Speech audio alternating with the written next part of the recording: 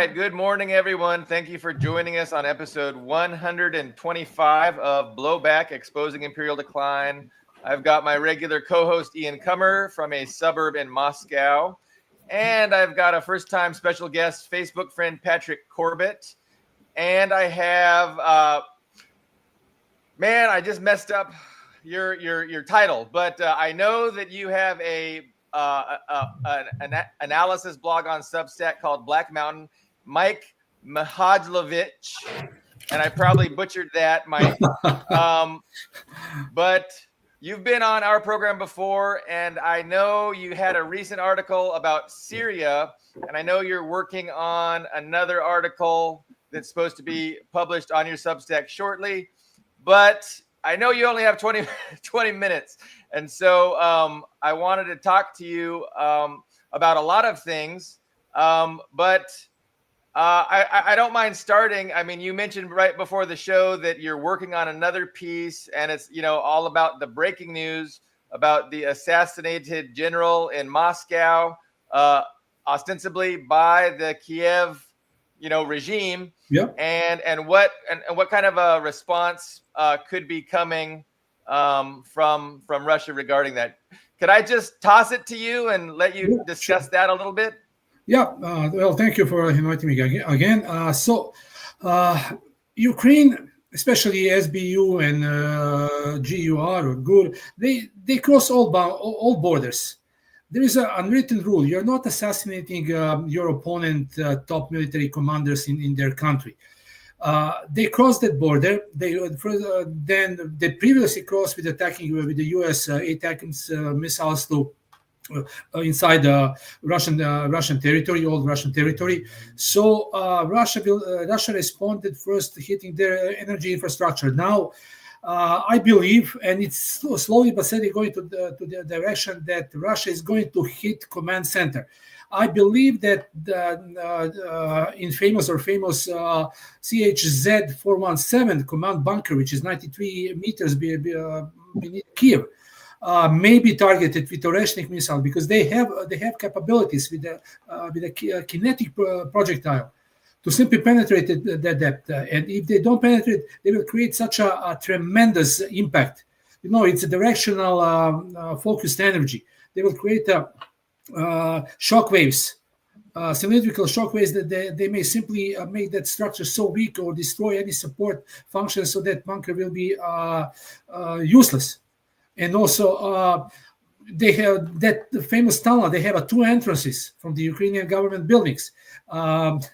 Those are hidden in some support structures, but there is a very thick concrete roof on those bunkers. Oreshnik can go to that concrete roof like a hot knife through the butter, because there is 4,000 degrees temperature, moving 3.5 kilometers per second or 10 Mach.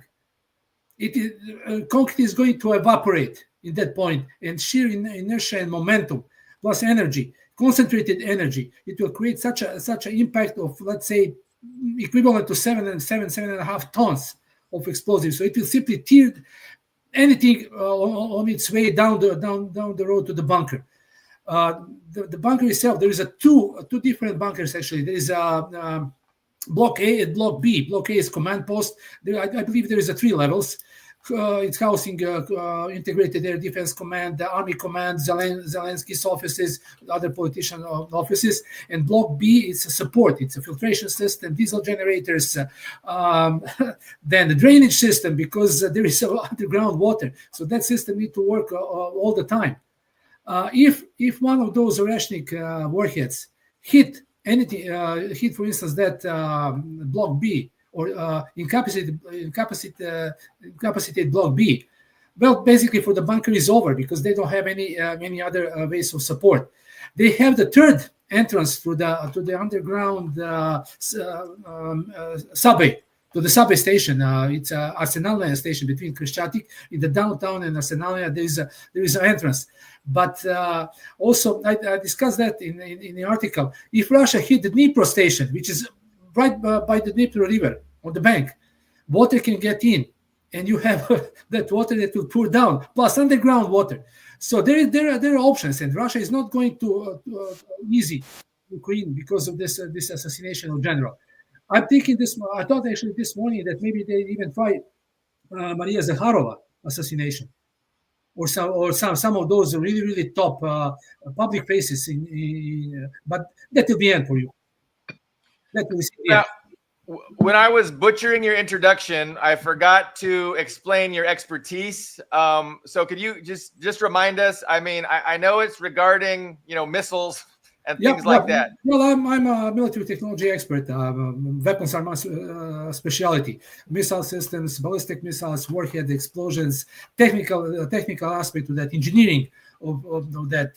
So it's my field of knowledge and my field of work. So and also tactics. I'm former military officer. I served in Canadian forces and also in former Yugoslavian armed forces. I'm an officer. I was captain.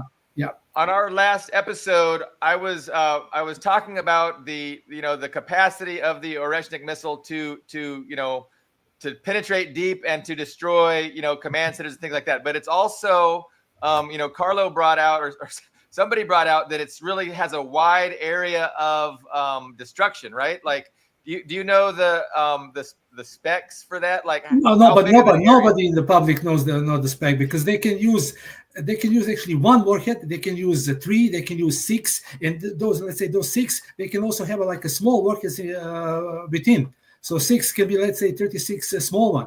Each can have a yield of 250 kilograms of explosives. But this depends. It's so versatile stuff. And so many things are unknown. There's a lot of speculations, but it's kinetic. The sheer kinetic impact in energy. It's a directional focused energy. It will simply go through everything. Bear in mind, this is special alloy, special steel, special materials developed, which are really top secret. That materials are something that Russia is really keeping so secret that nobody have idea what is that really. But material can hold 4,000 degrees. What that can be? I mean, metallurgists can help with that. But this is amazing. This is amazing weapon. Yeah. The main thing is that there have been. I mean, we're talking about the weapons. They have the weapons for decapitation strikes, as NATO likes to say. But Ukraine, this is not the first terrorist attack. It's not even the first car bombing that Ukraine has done. And Russia has not responded in that way in the past. So I guess the question is, would this... Yeah, I believe they will do something. Because they'll do something, but they haven't done what you're describing, essentially. I mean, the Ukrainian government's still operating in the open. The state Rada is still operating in the open. They've not dismantled the Ukrainian government like that.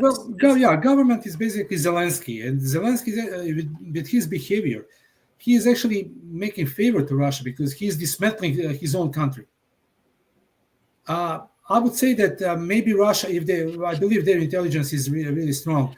If they can, for instance, locate Kirill Budenov and the boss of GOR or SBU, the other boss of SBU, so if they can locate them, because those guys are fanatics, if they can eliminate them, Zelensky is he's just a pawn.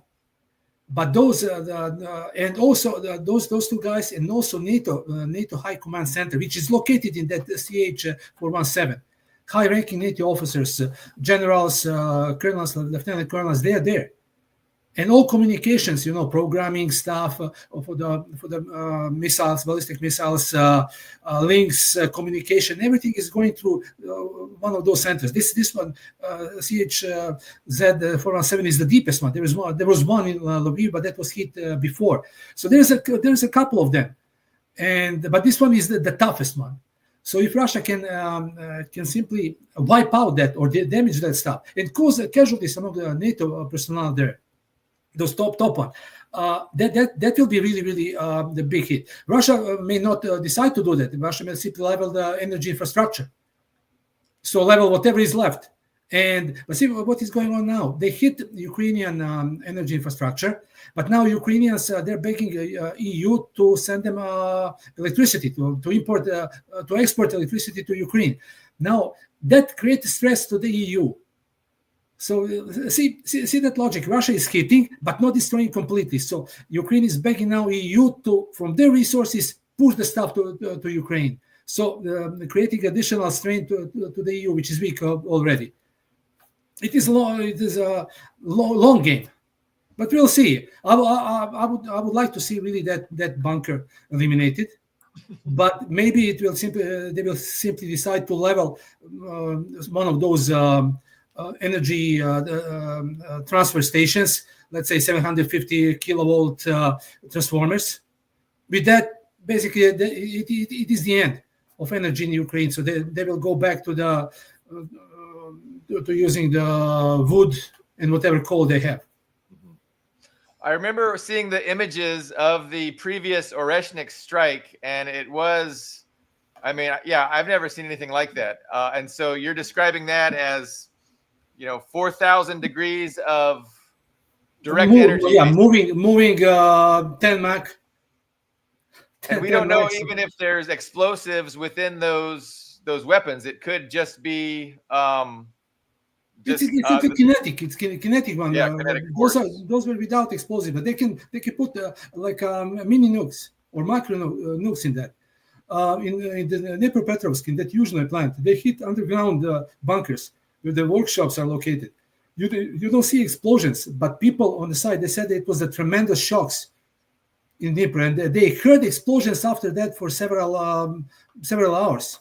So probably they hit something what was stored beneath. Suddenly after that, one Canadian lieutenant colonel died in Brussels. Doesn't sound reasonable, but it's what it is.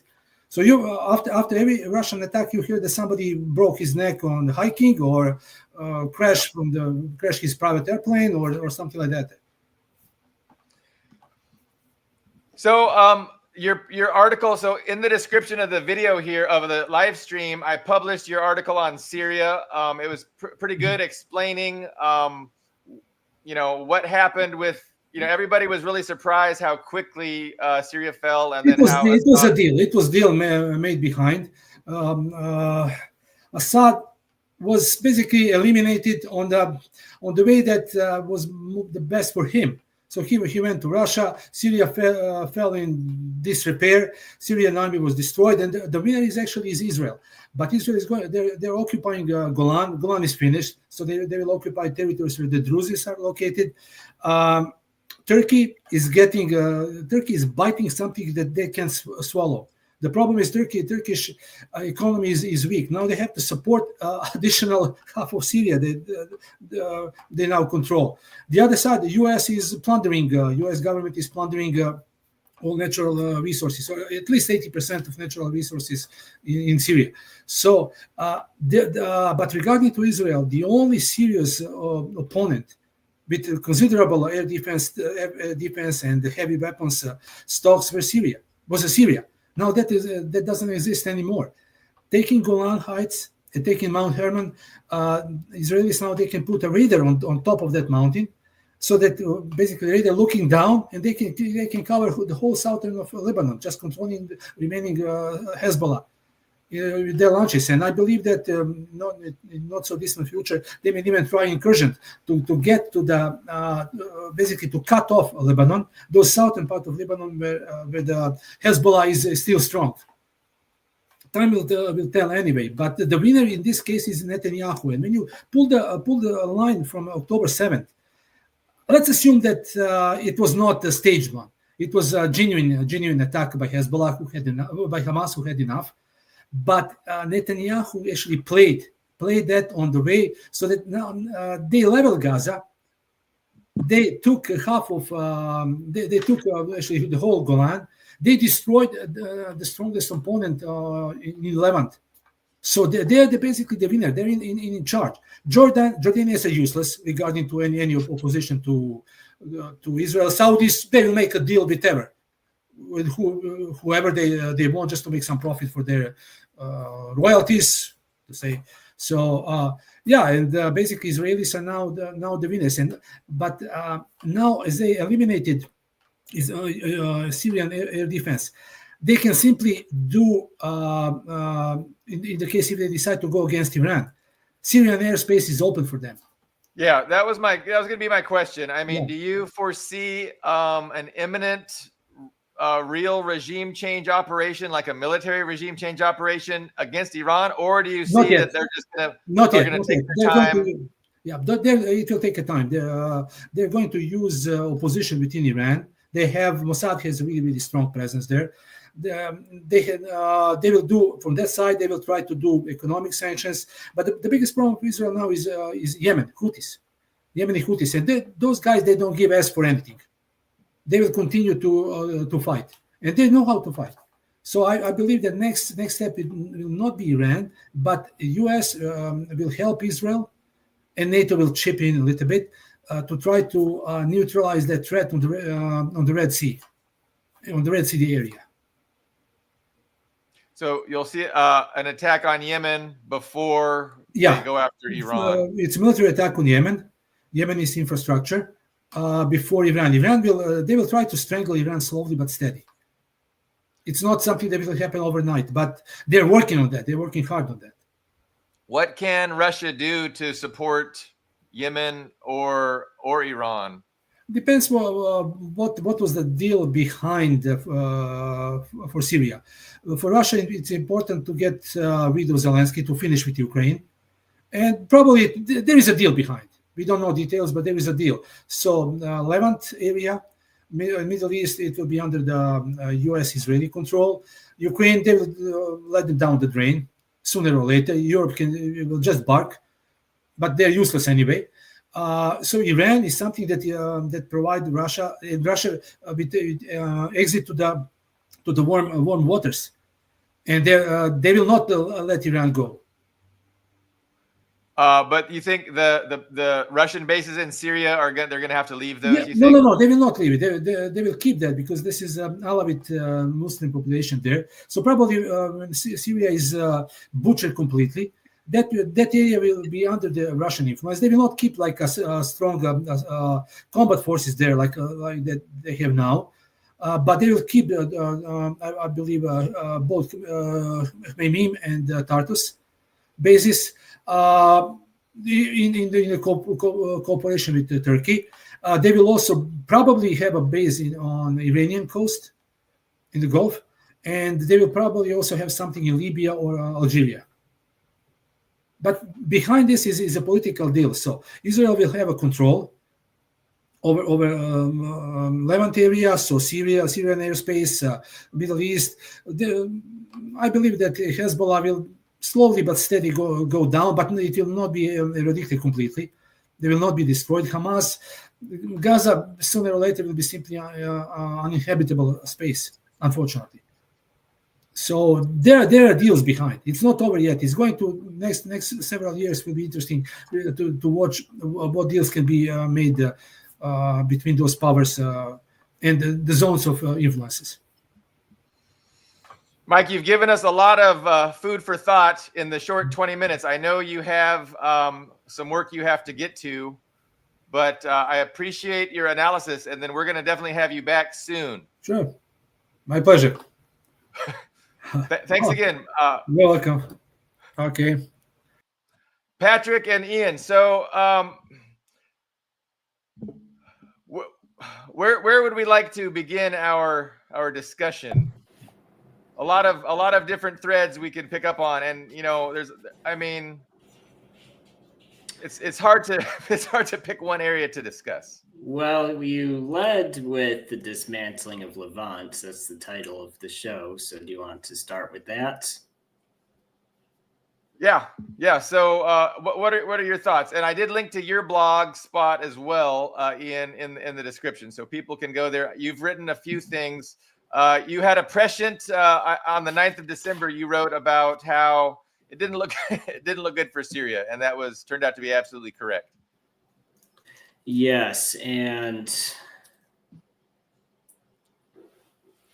so there's a couple of things. So the big one is that that 10 years, I mean, more than 10 years of pressure of, like Mike mentioned, depriving Syria of the bulk of their energy and food, their wheat, which of course impoverishes the country, but also drives up prices because there's domestic consumption as well. Fuel prices, what you can actually buy with local wages. There were stories about that people can barely afford food or even fuel for their vehicles, or even just basic stuff like that.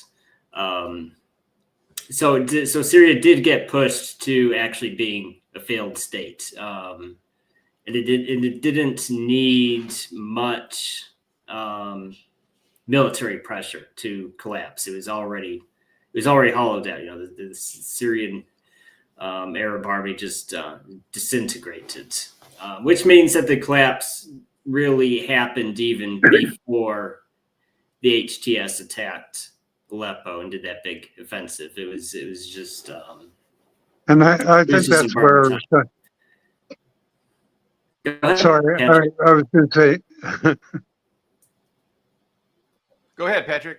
Yeah, go ahead. Yeah, I was just going to say that's where a lot of the propaganda came in. I saw so many posts about stop criticizing Syria for being weak and things like this. It's Syria is still strong, and the army is prepared to do what they did before, and that just wasn't true. And I think it was fomented partly by the West to blindside them. I mean, I must say that I was reluctantly impressed with their geopolitics. Well, the main thing, is a couple of points. There was criticism because, I think for one, it caught a lot of people by surprise because it's been years since Syria was really in the news. I don't unfortunately remember the exact year the ceasefire was. I think it was 2018, or was it later than that? But anyways, there was a ceasefire, then Ukraine, all that started, and people were paying attention to that. And then there was Gaza, all this other stuff happened. People kind of stopped paying attention to Syria. And after the fact, after the collapse, there was criticisms like, there was that offer by Russia to upgrade their inventory, their military inventory. There were complaints about Assad replacing generals who had distinguished themselves in the war. He'd replace them. There's a lot of criticism, but I think the big thing is, especially buying new weapons, that requires money, and Syria might have just not, even if they wanted to buy Russian equipment, they couldn't. And the problem we have now is that Syria is completely demilitarized. It's totally demilitarized. The military deserted all their posts, and then Israel and the U.S. Air Force swept through and destroyed everything. All of that that concentration of air defenses in particular is all gone. So I don't think that's trivial that Israel can fly through Syrian airspace now unopposed and bomb Iran if they want to.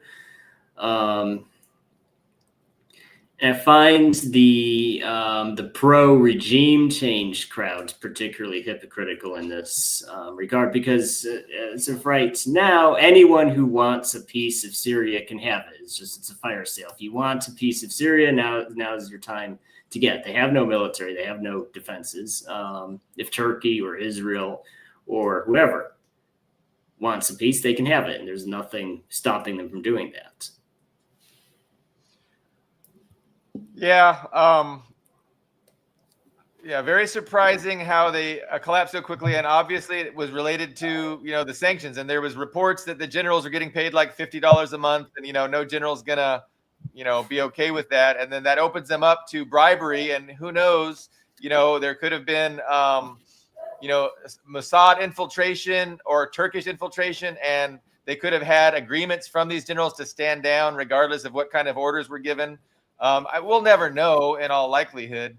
But definitely a disaster and a big win for Israel, and it increases their strategic objectives. I mean, having access to that one mountain where they can put radar on is big, because it makes it much more difficult to get missiles and things like that into missiles and drones into Israel, from Yemen or from Iran.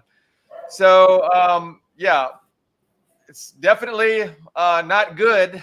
But yeah, what are the ultimate ramifications going to be remain to be seen. I mean, Iran seems to be obviously if Iran goes out like Syria went out, then I mean, that's just bad for humanity, and it's bad for the struggle against the West, and it's bad for Russia, bad for China. Syria is a much smaller cog in that machinery, but yeah, now Iran seems more susceptible, more exposed, and weaker.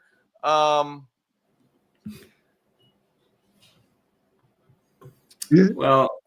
go ahead, Patrick. Sounds like you wanted to say something. Well, yeah, I was just saying, it's if you look back at that, who was the general who reported that the Pentagon had said they were going to take out 7 countries in 5 years or something like that. It's curious to me, always has been, that a guy in a senior military position like that would just go all loose lips and tell us something like that, unless they didn't want us to know it. And he, as a general, I mean, I came from a military family, so military tactics and things were talked about a lot in my family. And I just wonder if what the purpose of that was. I don't claim to know, but most people, I think, sort of were lulled by subsequent events into thinking this plan wasn't really followed, but it was, and all of their geopolitical moves are about picking off countries like Libya and leaders like Assad who stood up against them, and it's hard to see, especially just think back to a few weeks, a few months after they started the the bombing and the genocide in Palestine. There was a lot of talk by people like his name just Scott Ritter, about, well, this is the beginning of the end for Israel. Well, clearly it isn't, so why are we led to believe that? The issue for the resistance now has to be how not to let the rest of them get picked off. And I really would like to be a fly on the wall in China and hear what their strategic discussions are. Well, yeah, the thing with Wesley Israel, Clark was the general that said 7 countries in 7 years. Oh, unfortunately I would have to look. No, Wesley Clark. Yes, Wesley Clark. Yeah. Well, I don't know if that's a conspiracy. I mean, once someone's retired, getting those guys to not say anything. And I think that was before Congress. I want to say that was in front of Congress. I want to say there was some provocation that had led to him saying that as well. But as far as Israel goes, I mean, so Scott Ritter, I like the guy. I do think he delves a little too deep into sensationalism sometimes. So I think he might be overestimating how fast Israel comes apart. But I do think it's true. It's not even controversial to say they're on borrowed time, and being more aggressive. I mean, when a state is in peril, it's not at all historically unprecedented for them to become more aggressive when they're having that existential crisis. I mean, there's a lot of historical precedent for that. What do you think is the primary existential threat to Israel? I would say that, I mean, the problem with Israel is that it was never, I mean, they had a lot of opportunities to become self-sufficient, but because of their own aggression, they've never become self-sufficient. They are extremely dependent on the USA and Western countries. And the problem with that is that the PR war, they're losing it's not happening fast. I'm a little amazed they kept it going this long, but they are losing the PR war. I mean, people the boomer generation, the Gen X generation, millennials, Zoomers especially, just each subsequent generation of people supports Israel less and less. And, the thing is, people don't live forever. They die eventually. I mean, it's brutal to say, but eventually there's just going, I mean, I'm sorry, but people don't live forever. Yeah. You had to remind me, didn't you? But the pro-Israel public support is eventually going to be so low, it doesn't matter how much AIPAC lobbies. People are just going to be absolutely against giving them another cent. And I think we'll see that within the next 20 years. And the other thing is this recent, after October 7th, I mean, I was astonished. Like I wrote about it even at the time. I was like, okay, Israel's going to do some sort of military operation for a couple months at the absolute most. Say, hey, look, we have a victory. We crushed Hamas. We kicked their asses, blah, blah, blah. We got the hostages back and declare victory. And I think that would have actually been the smart thing for them to do. What wasn't smart, and I think a lot of this can be pinned on Netanyahu, just realizing as long as the war is going, he's safe from being removed from power. But it's not doing good. I mean, constantly conscripting people, constantly having the country, the whole country, because it's not a big country. I mean, Russia can eat a war and people live normally, but when you're a small country like Israel, where it's just the whole population is subjected to air raid warnings, or not air raid, incoming rocket warnings, conscription, their economy is a mess because no sane person is going to go on vacation in Israel. Jewish people who they encourage to immigrate to Israel are not going to want to immigrate to Israel in the middle of a war, and also knowing the economy is a wreck. I mean, even if you did immigrate to Israel, the only job you would get is being immediately conscripted into the army to go fight in Gaza or occupy Syria, apparently.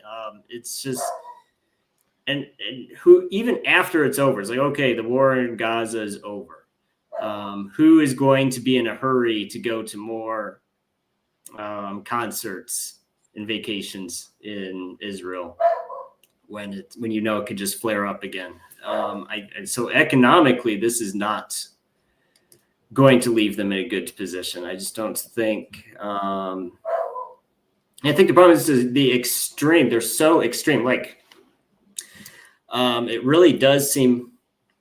Everything I read, just the average person on the street is just crazy with the anti-Palestinian rhetoric, the Islam, anti-Arab, even anti-Christian rhetoric is just, they become more and more and more extreme. And unfortunately, someone who thinks, when your mind is so poisoned by hyper ethno-nationalism like that, it doesn't help you make good decisions. So no, I don't think the future is looking good for Israel at this point. And I mean, go ahead, Patrick. Well, I'm just interested in what your take is on the people who say that AIPAC is running the U.S. Which I personally don't. I mean, obviously, that's a great control mechanism, but I think on top of Israel's control mechanism, you have the United States. They're a very nasty attack dog, and they've got to be. It's difficult to leash them in sometimes, but I think that's what they're doing. But I'm interested in your take on that.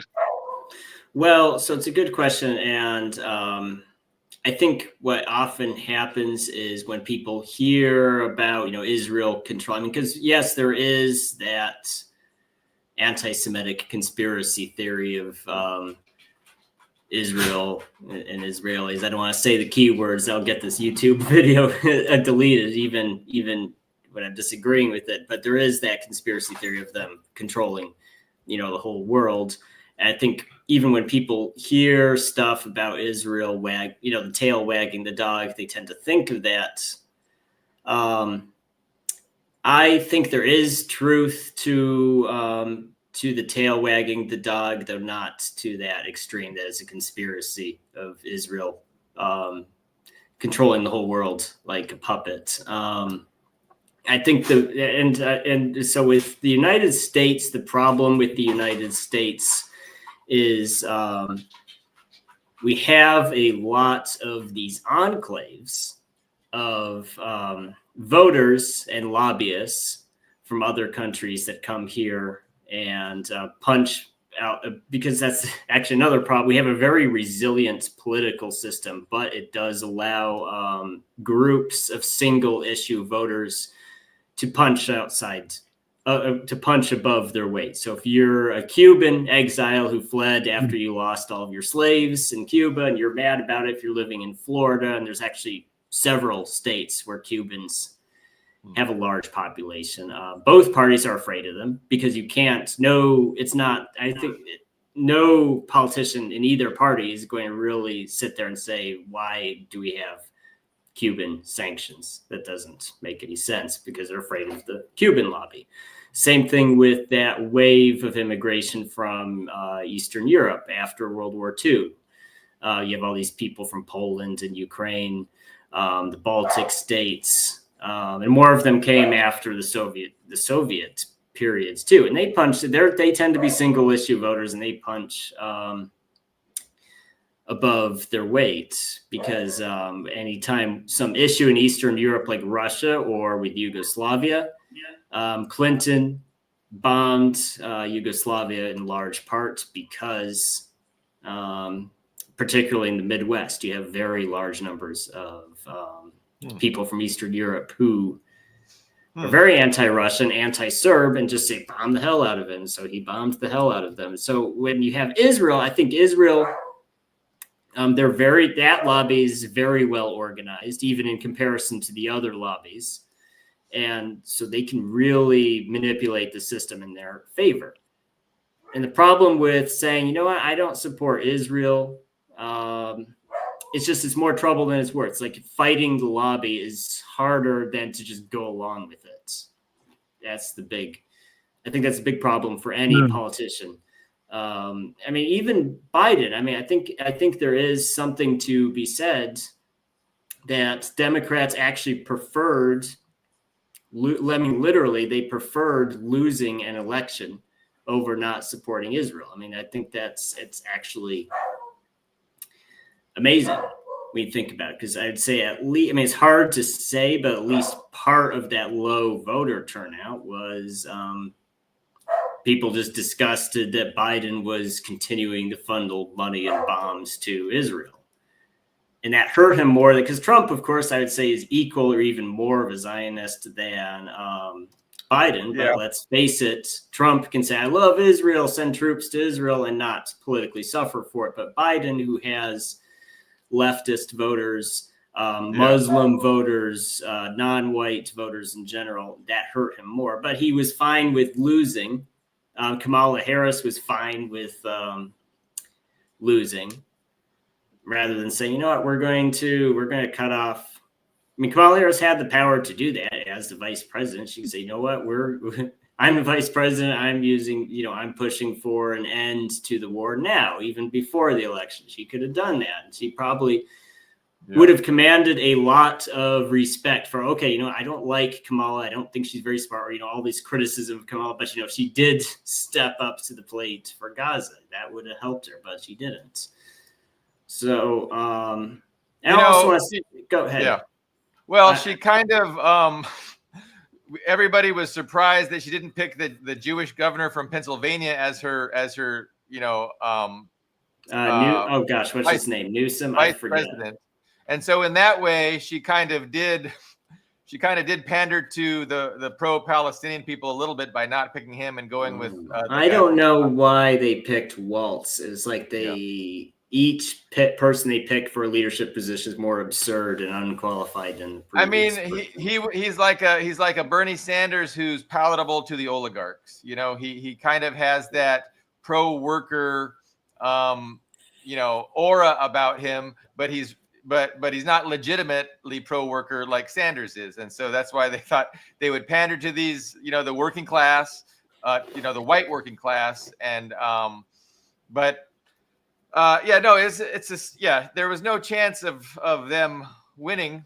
I want to say it's not just the USA suffers from the tail wagging the dog. I mean, there's other examples. I would say even Russia in Ukraine is an example to an extent of the tail wagging the dog, because you have those separatists in what used to be Eastern Ukraine who just did not, after the Maidan Revolution, just did not want to be part of Ukraine, and they didn't even want to negotiate. Like if you talk to them, they didn't even want to negotiate on the issue. They wouldn't have even been happy with being autonomous states within Ukraine.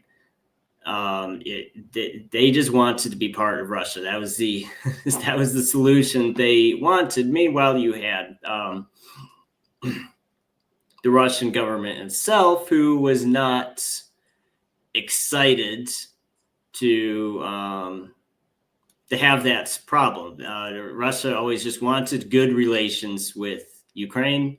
It obviously is already the largest, even after the loss of the Russian Empire and the Soviet Union. It's still the largest country in the world. They don't need more territory. So they just said, we just want you guys to play nice with each other, So they were really, I would say, actually at odds with the separatist movement, despite all the propaganda. I know that's the talking point in Western countries, that the separatist movement is not legitimate. It wasn't sincere. It was just Russian soldiers in disguise. But first, it's not true. There were people who grew up in Ukraine who just did not want to be a part of Ukraine anymore. And at the end, it wasn't just because of the separatists fighting and the separatist lobbying. Russia was eventually just forced to take those territories in. So in the end, the tail got its way. They did get to become a part of Russia like they wanted. There were other factors. There were other factors, but ultimately they did get their way. And so you're drawing parallels between how, different factions and different groups can wield influence within these, the governments of these big countries. And I can't really disagree with anything you're saying. And I kind of have the same perspective. I see that, if we're going to divide society between, an elite and the masses, which that's kind of Mark's approach to things, and he explains how the ownership class struggles to have political power. And so, but of course, it's not just owners. It's not just whoever owns the gas station down the street or the mom and pop store. Like, these aren't the owners. It's really the elites, right? The wealthy elites.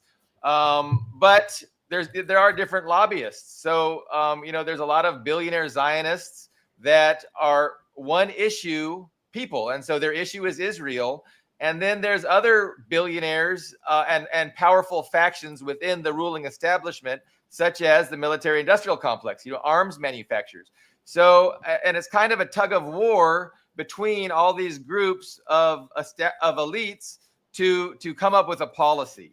And I think, definitely the Israel lobby was a decisive factor in putting the election towards Trump, because Kamala wasn't giving enough lip service to the Palestinians, or to Israel. Trump was way more pro-Israel in his rhetoric and his actions when he was president for 4 years. And it's always been the Democrats that were reticent to give full-throated support of Israel. So Barack Obama, of course, was hated by the Zionist lobby. Even though he gave them everything, they still didn't like him and they wanted him out. And he, the very last thing he did was to block or to not block. So usually he'll block the Security Council resolutions that condemn Israel, and he did not block it on his way out, which was like a big FU. But that's just so meaningless in a sense. But we're trying to figure out the how power works, how policy is decided, and that's my best explanation, is that it's just various factions within the ruling establishment vying for power, and there's a process, and eventually there's a winner, and the policy is decided. And Patrick, what about you? Do you have a conception, a framework that you use to try and understand how policy is decided, how strategy is devised? Well, yes, I do, and it frays around the edges sometimes, but it's very much like you decided, or like you explain. I mean, I see it in Marxist terms that you have a ruling class that is really centered within the controlling heights of the economy, so within military industrial, but add into that the media is a very important part of it. And there is, I think, a long stretch of media control through the oligarchy, and they'll go to some extent to bend with the as Ian says, the excuse me, with the power of the lobby groups and things like that. But I don't think that they ever control it. I think it is top-down control, and there is within that, excuse me for sounding like a conspiracy theorist, but there is, they think long term. They're like, even Ian just mentioned briefly a little while ago, the 20-year that Israel might take 20 years to do this. Well, 20 years in most people's lifetime is a pretty significant amount. But in terms of the ruling elite, the ruling class, which I prefer to call them because it is a class, is content to, or not content, but they see it in their interest to plan very long term. And you can give stuff away, like let's look at Serbia, for instance, and Clinton's attack. I don't think that that Yugoslavia was attacked so much because there were anti-communist enemies from the Eastern Bloc countries, as much as that breaking up Yugoslavia was part of their geopolitical strategy, and in order to do that, they mobilized very real feelings on the part of people, who had immigrated from previous communist countries and Eastern Bloc countries. It would have been great to hear Mike's take, because I think Mike, our previous guest, he participated, I think, with the Serbian army, but Yugoslavia, it was the first big move that the West did after the dismantling of the Soviet Union, and alongside with that was a grab in Africa with getting what's his name, Kagame, in charge in Rwanda, was another big imperial move. They really, once the Soviet Union dismantled, the West just went all out to dominate and attain global hegemony, which is of course what they're involved in trying to maintain, in the face of rising China, rising Russia. I was going to say, it's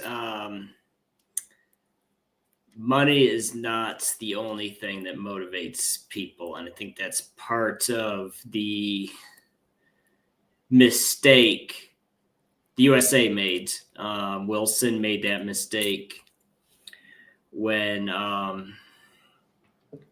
he took us into World War One. Truman doubled down on that mistake after World War II. And it's just gotten worse since then, because, it is true. We are a country of immigrants, and those ethnic loyalties and feelings kind of dissolve after for the most part, not always, but for the most part, dissolve after a generation of two in the USA. So we're not really, we think in terms of white people and black people and Hispanic people. We don't really think, for the most part, think as Italians and Poles. I mean, some do, but for the most part. And so we're kind of, European tribalism is very alien to us. And so we don't really understand what we're doing when we intervene in European affairs, and I see this from reading European authors online. Did you mean to do that, Billy Bob? Is that not yet? I didn't mean to do that, but you did remind me of this clip that I want to play. But continue your point. Yes, I was going to say, so when I talk to people from the UK, from Germany, particularly Germany, for some reason, they hate. I wish I could even think of a stronger word than hate, but they hate the Balkans. You see this in World War I, what the Italian army did in the Balkans in World War I was terrible. It wasn't really any less extreme than what the Nazis did in World War II. And of course, what breaking up, I think they just wanted, just on print, there wasn't even necessarily even any higher motive for it than they just wanted to bomb the Serbs. They wanted to bomb Belgrade. They wanted to break up the country. And it's the same thing with Russia, because there was a lot of hatred for the Soviet Union in the United States, especially from right-leaning and conservative people. But after the end of the Cold War, most of those people stopped hating Russians because there was no reason.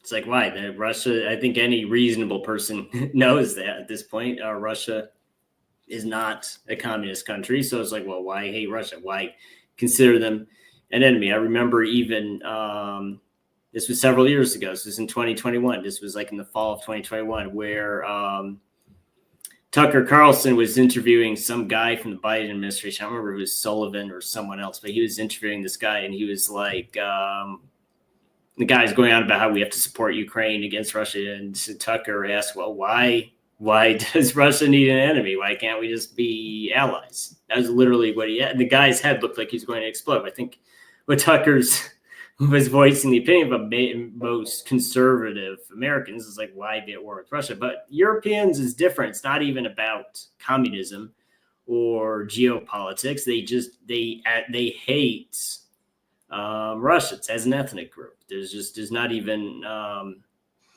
and I don't think there's even any particular political or economic motive to it. I mean, and you're kind of ascribing this to an organic, natural thing, but I think, people's opinions and perceptions are absolutely manufactured.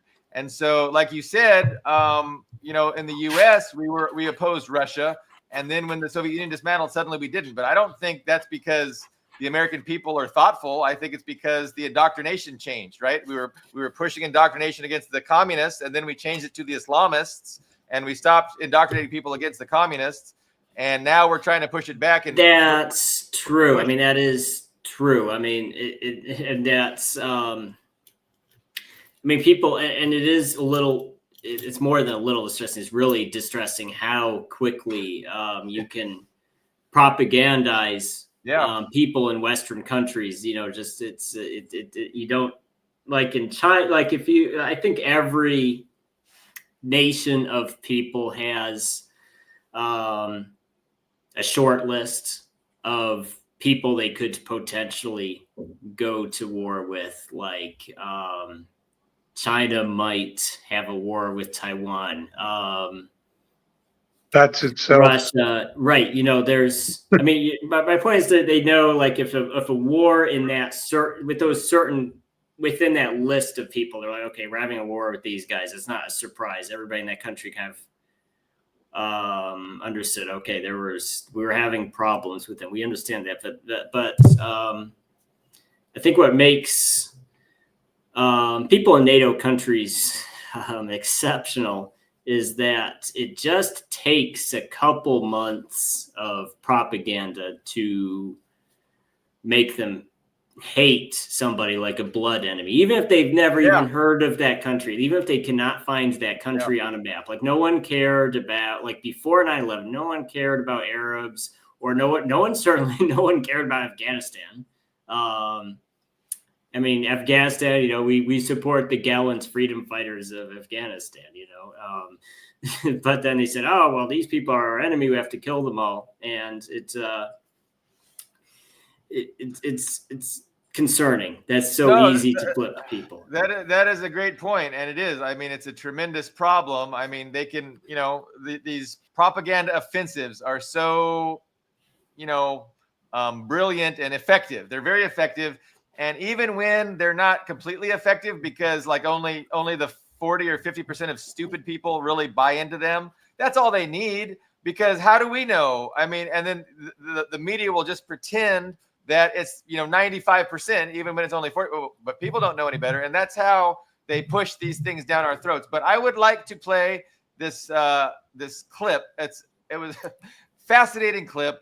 Patrick Clausen, he's at some think tank. This is back in 2011 or 2012, but I just want you guys to listen to what he's saying. He's saying so many things, and then let's just talk about it on the other side. But let me try and play this.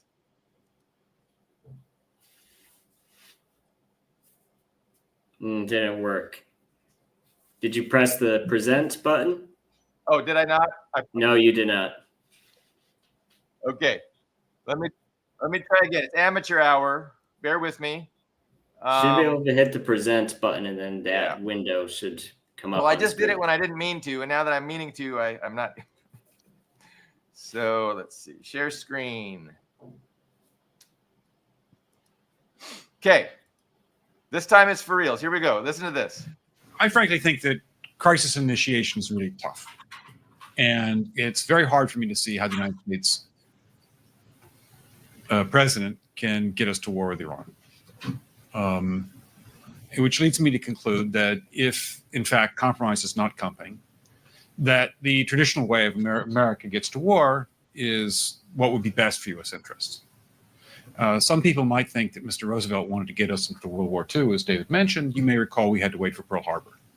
Some people might think Mr. Wilson wanted to get us into World War I. You may recall he had to wait for the Lusitania episode. Some people might think that Mr. Johnson wanted to send troops to Vietnam. You may recall he had to wait for the Gulf of Tonkin episode. We didn't go to war with Spain until the USS Wayne exploded. And may I point out that Mr. Lincoln did not feel he could call out the Federal Army until Fort Sumter was attacked, which is why he ordered the commander at Fort Sumter to do exactly that thing, which the South Carolinians had said would cause an attack. So if, in fact, the Iranians aren't going to compromise, it would be best if somebody else started the war. So that was fun, right? I saw that on, I think Jimmy Dore maybe played that clip, and it's just, very interesting.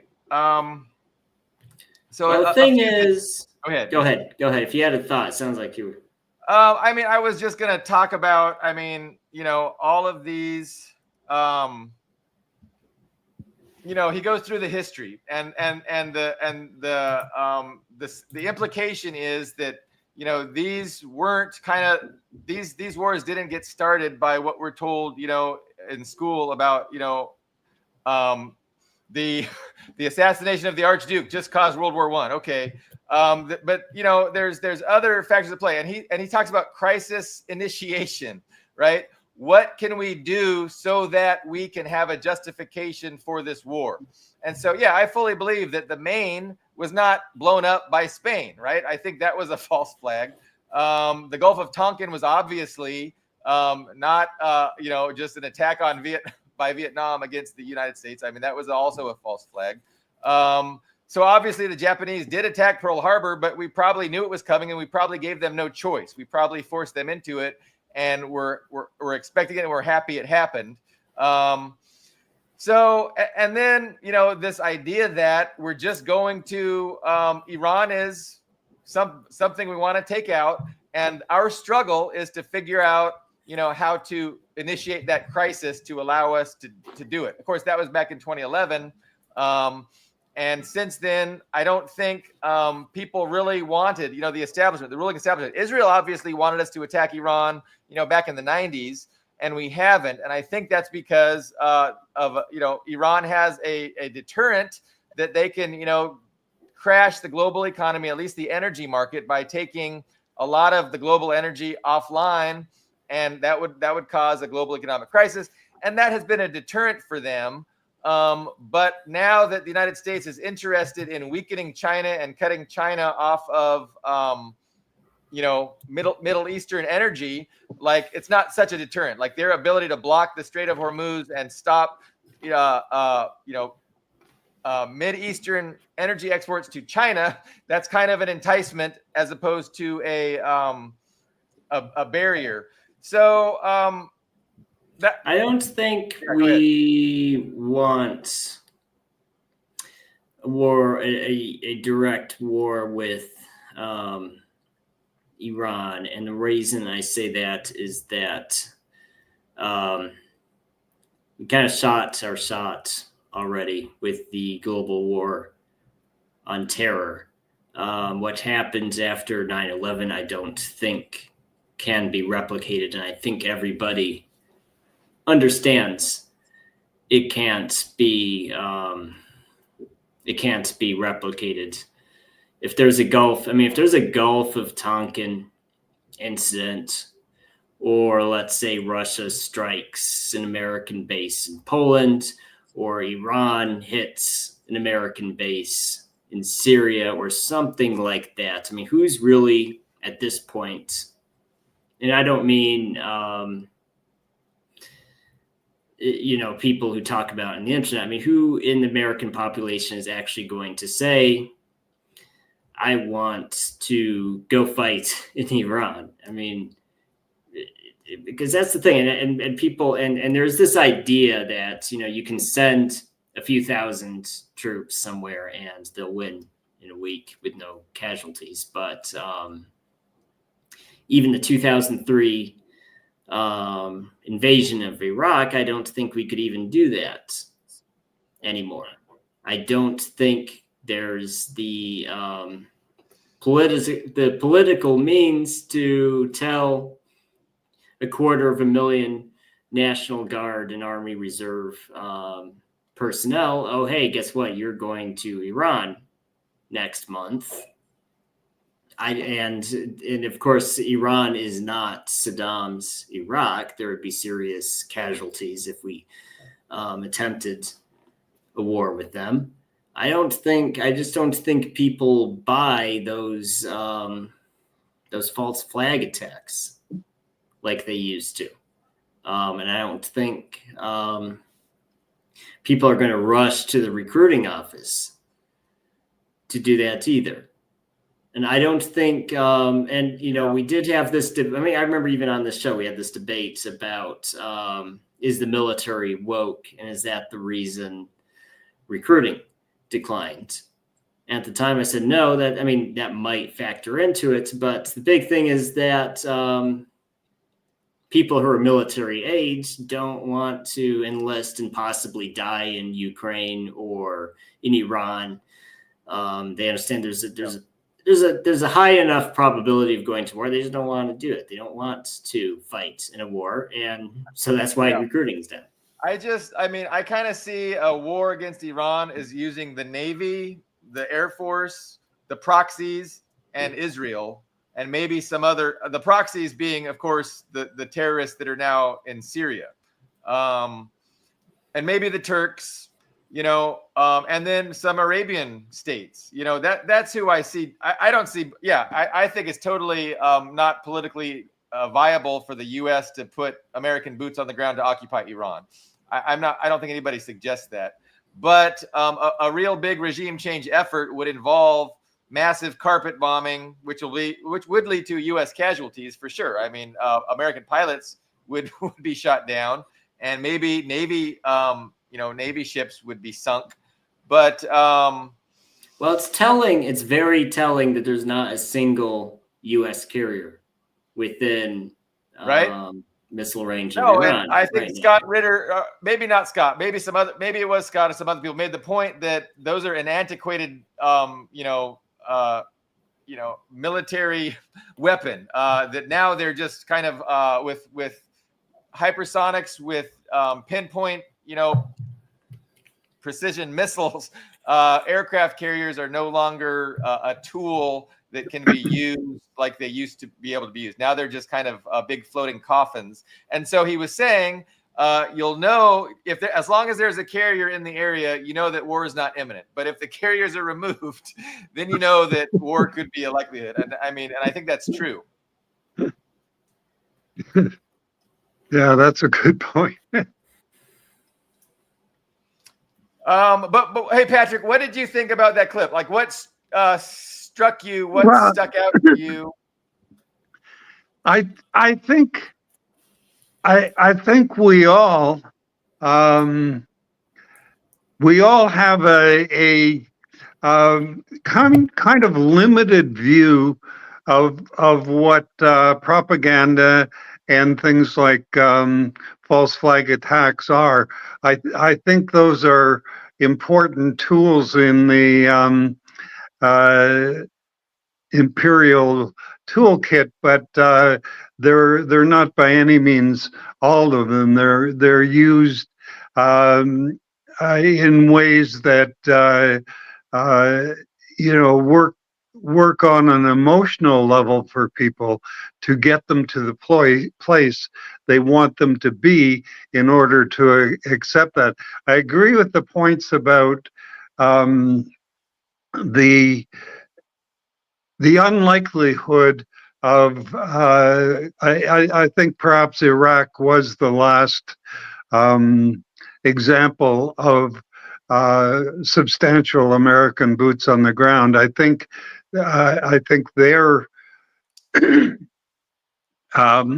aim now is to do everything through proxies. And I think if they're going to go after Iran, it would be Syria writ big.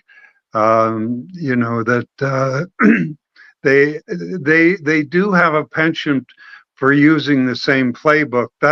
That's why I think a lot of people now, to their consternation, they being the oligarchs, react to events, whether they are or not staged events. They react to them as if they are, because that's what they've been led to. That's the process of waking up, and then on on continuing the play, they have to find ways to counteract people's genuinely with shows like this, with other avenues. It's interesting because over the COVID area, the medical profession and the press took, the mainstream press took two of the biggest hits. The Science. lack of trust. The lack of trust in the medical profession is astounding. I just hear people in everyday,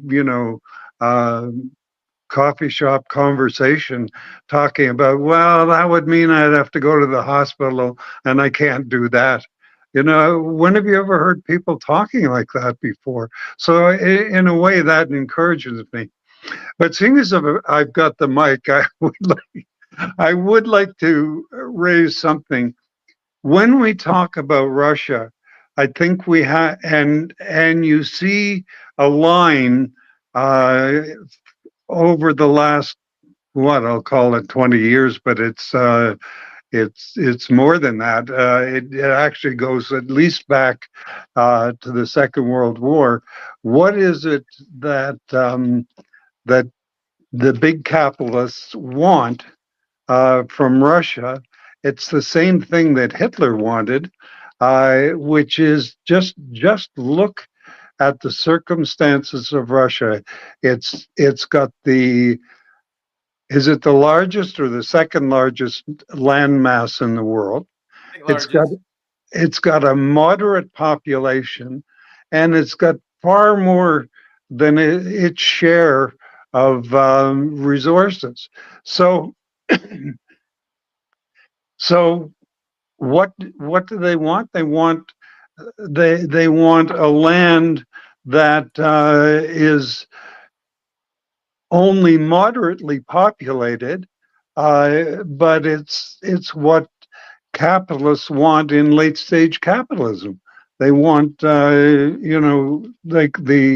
that gives them another 50 to 100 years of resources to exploit and control, and they had it in their hand. They had Russia by the balls, and somebody let go. Putin ruined everything. I also wanted to add that with climate change, Russia will soon have a beautiful tropical climate as well. So they'll have everything going for them. That's the only drawback for me right now is how cold it is. But if that changes, man, it'll be a real awesome place. The summers are normal. The summers in Russia are actually very hot. It's quite interesting. Short, hot summers, yeah. Yes. I think what Patrick just said about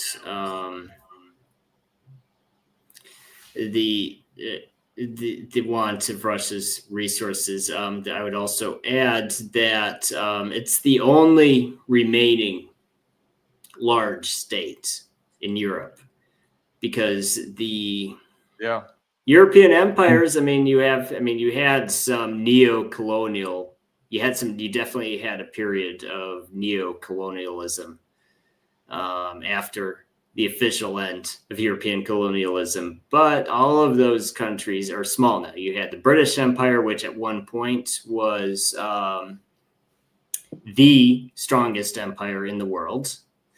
You had France, you had Germany, but all those empires are gone, and now you just have Russia. But the problem with Russia is that if you look at any points, and there are tribes, there are ethnic minorities in Russia, but if you go to almost any place in Russia, you'll see mostly just Russians, even in areas that have a large non-Russian population. Generally, for the most part, it's at least 50% Russian. So you have this large Russian state of Russians, and I kind of see this from talking to Europeans and from reading what they say on the internet and in the news and their commentaries.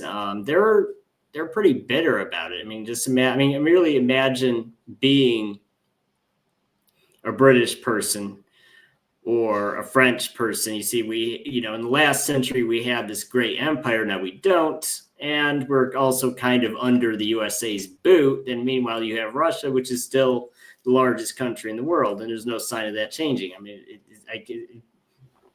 Just remember the excitement in 2022 when they were posting all those silly maps of how they were going to carve up Russia and which country would rule this part of Russia. They were so excited, and they were so disappointed when that didn't happen. Yes. So Dust was adding that it's not just take the resources, but Russia and China really as a power that keeps the United States or the West in general from being able to do whatever they want around the planet. And so when we tried to take out Assad the first time, without Russia, we would have taken him out the first time, right? And so it was due to Russia that he didn't fall. And then so it's not just the resources, but it's the geopolitics. And the United States is after total global hegemony, which includes political domination, military domination, informational domination. They don't want any other narratives out there. They don't want any other political powers interfering and telling them you can't do this. So that's what, and it's what's the word? Inexorable. It's the inexorable drive for total global domination, and they just can't help themselves. So that's the struggle of our age, and it's really coming to a point here at the end of the 2020s. If China can maintain their growth and their development, if Russia can maintain its strength and power, and that's the big struggle. The U.S. is just trying to weaken these powers so they can dominate the planet with impunity throughout the rest of the 21st century, like they did in the last half of the 20th century. Don't let me rush us off, but we have been going for an hour and 20 minutes. But I'm happy to discuss other topics, but my mind can't think of any at the moment. Well, I think I don't have anything else to say. I would just give a closing thought that part of what the Soviet Union did on the global stage was arming, like what Dust was just saying. And part of the biggest component of that was that the Soviet Union armed the global South, because there were independence movements dating from the early 20th century or even before that, but you cannot overthrow an imperial army with sticks and stones. So what the Soviet Union did was this mass armament of the global South. And when you're, and then by that point, these European armies and administrations were already outnumbered because global populations exploded. But now they also had modern weapons. So that gap between the colonizer and the colonized narrowed a lot. And that was enough to end those European empires like the French in Algeria or in Indochina. It was over. And what Russia is doing in Africa now, well, it's the same thing. And I would say it's because the Russians were always better imperialists than Americans. And what I mean by that is that Russians were always very good at diplomacy and always had a mindset that favored cooperation with other people, because that's why I say I think actually a good imperialist will also make a good communist. I know some people would kill me for saying that, but I think it's true. The Russian Empire was very good at reaching out to these indigenous tribes. And I wouldn't say the Russian Empire was nice and all, just rainbows and unicorns, but they were good at building administrations that the locals found to be tolerable. And that carried over into the Soviet Union. So the Soviet Union did this, had this idea of global communism, which actually, it didn't spring up out of thin air, because the Russian Empire was already good at that. So Russians as Soviets, as communists, went to East Asia, went to Africa, went to Latin America, and it's very easy for them to build. Well, that's true. Okay. I like I said, I know communists would kill me for saying this, but my point is it's diplomacy. It's diplomacy. Americans were never good at it. We're not even good at speaking the local language. I don't think it's an exaggeration to say that the American state or military employees who can speak Arabic, you could probably count without taking your shoes off. I don't think there's even an exaggeration to say. Yeah. So Russian diplomacy was always better, and that's not new. So that's my closing thought for you. Well, while you were talking, I had 100 thoughts, and now I don't have any. Oh, no. I have a thought. While you're talking, if you say that Russians were always good at diplomacy, I would say Americans somewhat make up for that by being good at geopolitics. And as a final thought for me, I wonder sometimes just if you look at the progress of NATO towards the Russian border and how that increasingly put pressure on Russia, and until finally they made their move into Ukraine, how much further were they thinking outside of that, they being the U.S., outside of that theater of war, in terms of look how that played into the fall of Syria. Now, I'm not saying, that they were planning it so precisely, but certainly as a geopolitical move, tying up Russia is a pretty good damn idea. Yeah, I think, yeah. The timing was definitely interesting, and I have this idea that they were just desperate to give Biden a legacy.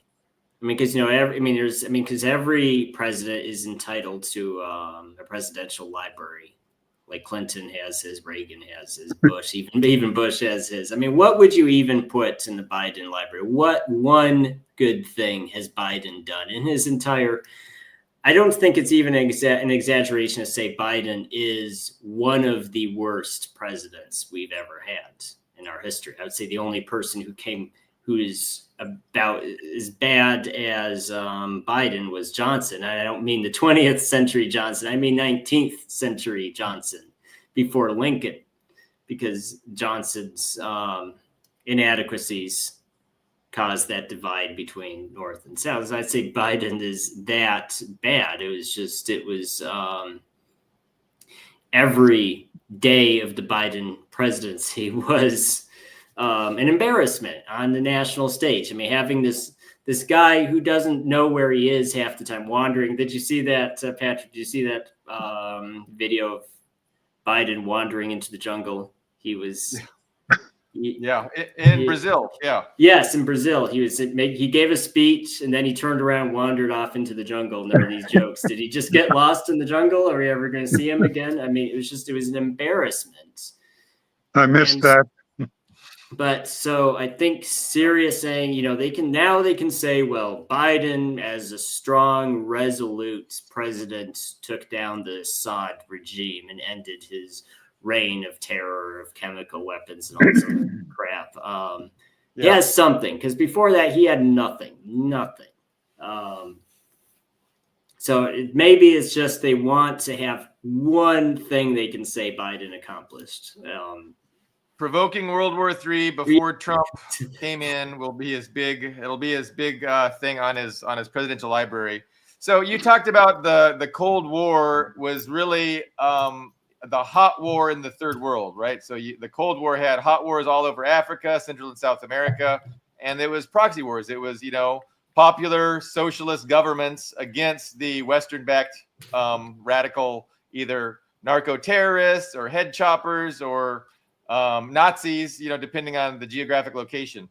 But what do you think? Okay, so North Korea, everybody is saying, everybody by the West, like in the Western press, it is given as a fact. But when you check the sources for North Koreans fighting in the Kursk region, the sources always go back to Ukraine. So, but the West still puts it out there as fact. So they say, North Korea is fighting Ukraine in the Kursk region. They have, troops on the ground fighting Ukraine. Inevitably, it's sourced to Ukraine says that. And they're not always upfront about what their sources, but it's always Ukraine saying that. So to me, like if North Koreans are getting, experience, real battle experience in modern warfare, I think that's great.